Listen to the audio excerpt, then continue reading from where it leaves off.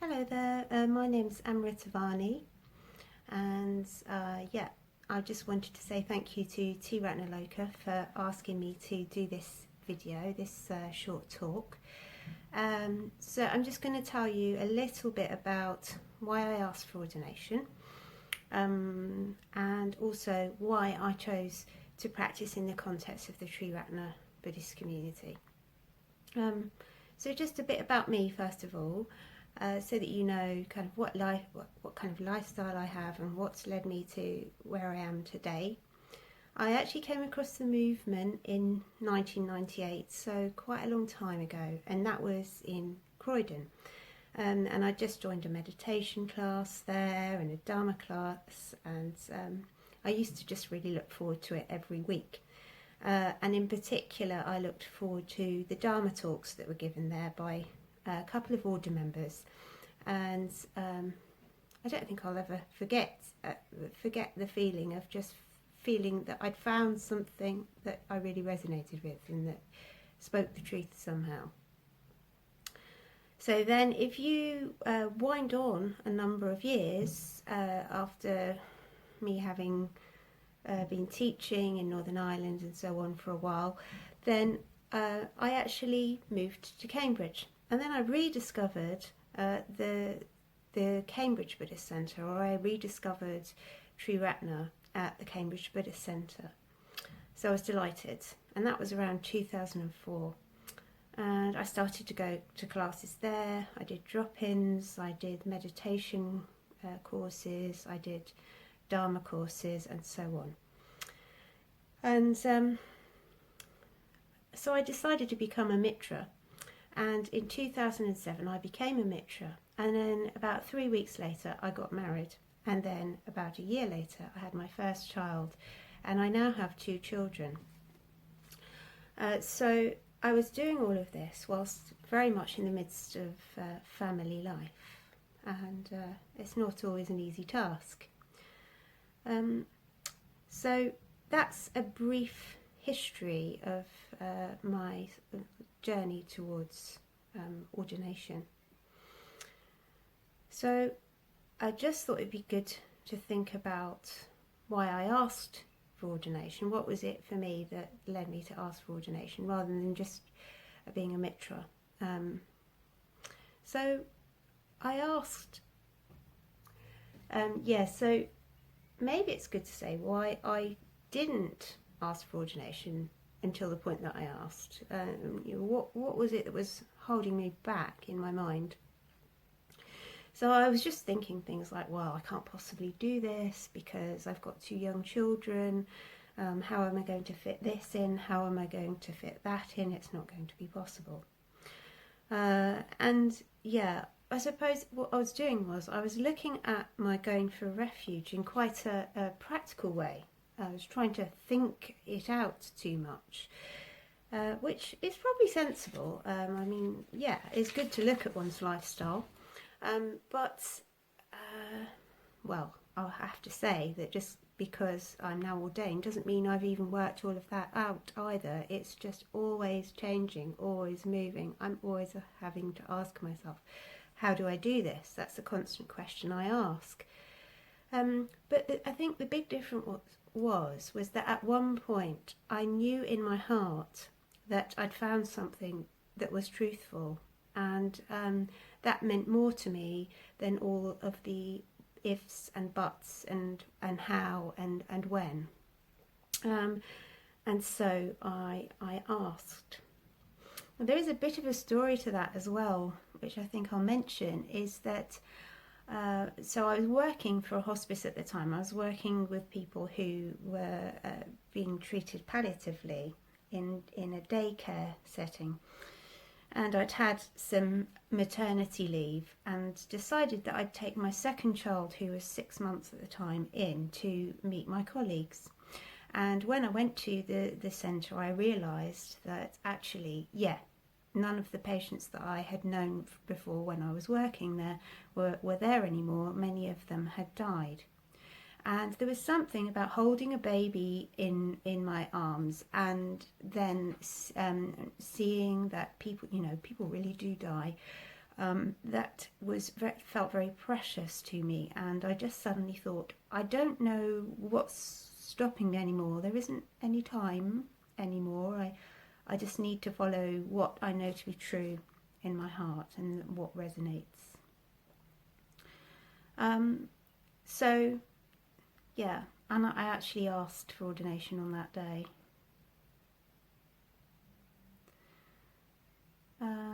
So that's answering the question of that. Well, hopefully you've got a bit of an idea of my lifestyle. I live with my 2 children. They're now 8 and 12. I live with my husband. I have been working over this time. Currently I'm doing lots of homeschooling, as I'm sure many of you are.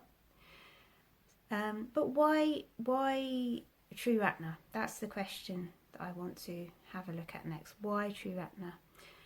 So it was really good, actually, for me to sit and give this a little bit of thought and to really express it.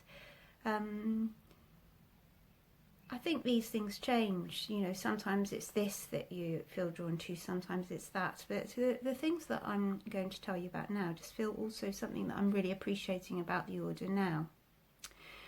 So it's one of the first things that I really appreciate about it is that there is a strong pull towards the arts, towards creativity and expressing oneself, not in an intellectual but a non-conceptual way.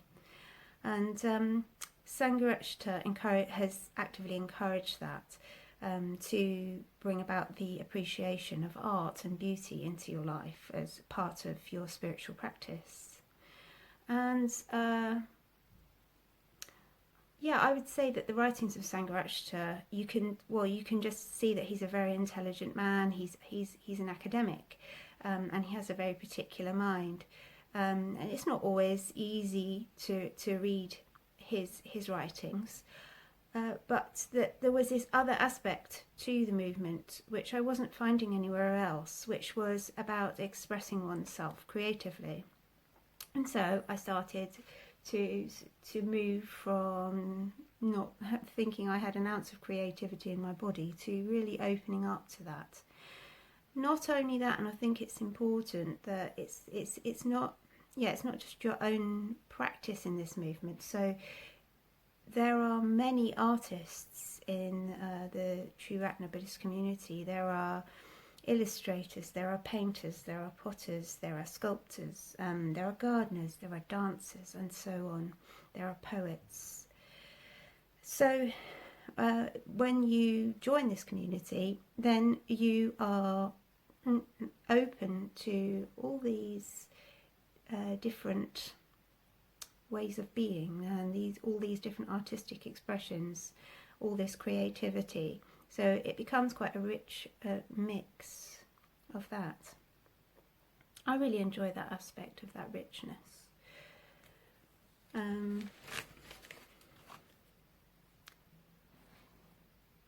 Yeah.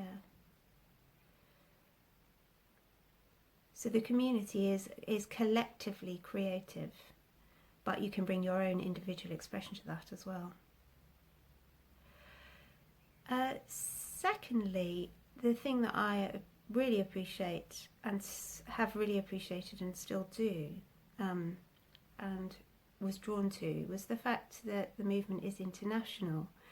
And there was a time I remember being on retreat at Tiratanaloka, and we were joined by an order member from Australia and then another from Holland, and we did the pujas in different languages. I think we did it in French, we did it in German, in Dutch, in English, and other languages too.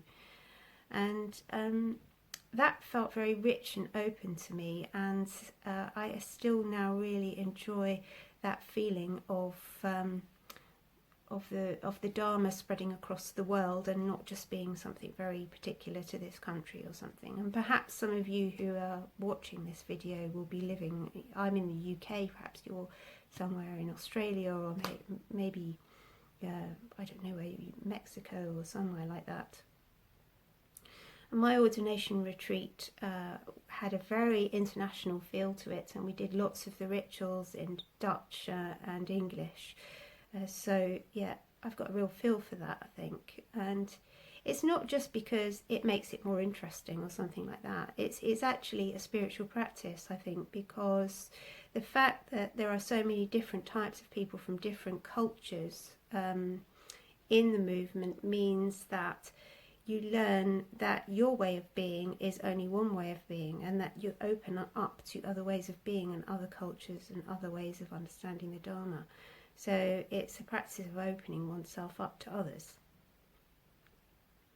And I think that's how I relate to this, to the Sangha, when I think of all the different types of people there are, the different creative people there are, the different nationalities. I think that's how I relate to Sangha the most. And then I think that, so the last thing that I'd like to say is that, yes, as I've mentioned before, Sangharakshita was an intellectual, but you know, he did have a number of teachers himself from all different backgrounds. So again, it's that sort of rich variety of influences that there have been on the order. So yeah, Sangharakshita had many teachers. You might be able to hear my children coming in a minute, so excuse me if they do. So he had many different teachers, and that means that he has learned about Buddhism from different schools, you know, Tibetan Buddhism and so the Mahayana and the Vajrayana and so on and so forth. So there are many influences from different Buddhist schools, and Sangharakshita has managed to pull those together and put them into a way that is very clear, which I've never found anywhere else with such clarity. And I think that that's important for pretty much the same reasons as what I'm talking about with internationality and creativity, is that all these influences means that it's possible to practice in a way that you really resonate with. And also that you are with people who are practicing in a very different way to you. And sometimes that can be a challenge, and sometimes that can really open you up, or that can really help you to understand another person. When another person is doing something very different to you and you have to try and understand that, that's a way of kind of, not clinging to yourself so much anymore. If that doesn't sound too grand. Yeah, so I realised when I'd written this talk that a lot of it was about the richness and the variety that can be found within the movement. And of course, the more that people bring themselves, including people like mothers, workers, young, old, middle-aged, the more that we bring ourselves and say, yes, we can do this in our particular way of living, the richer the Buddhist movement, the richer the Buddhist community will become. So I think that's all I wanted to say, apart from to say that, just on a personal note, that I am very grateful to Tiratanaloka. I haven't been there now for 4 years. I was ordained in 2016.